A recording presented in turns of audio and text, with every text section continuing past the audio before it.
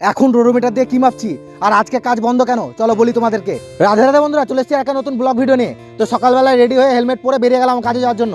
তারপরে হঠাৎ করে এনেছে যে দেখি বাইকটা হঠাৎ তেল খাবো খাবো করছে। তাই আমি পেট্রোল পাম্প দেখে পেট্রোল পাম্পের মধ্যে ঢুকে গেলাম। তারপরে দাদাকে বললাম তেল ভরে দাও গাড়িতে। তারপরে 200 টাকা পেট্রোল ভরে নিলাম, কারণ আমি পার ডে 200 টাকা করে তেল ভরি। তেল ভরা হয়ে গেছে, স্লিপটা নিলাম দাদার কাছে, দিয়ে পাম্প থেকে বেরিয়ে গেলাম আমি আবার। আর এখন পৌঁছে গেছে আমি ফারাক্কা জল ট্যাঙ্কি। তারপর আমি যাবো হচ্ছে খয়রাকাদি, যেখানে আমাদের পাইপ লাইনের কাজ হয়েছে, কিছুটা পাইপ ফেলতে বাকি আছে সেটা মাপতে। তো অনিমেষে বাইকে চেপে বেরিয়ে গেলাম আমি আবার খয়রাকাদি যাওয়ার জন্য।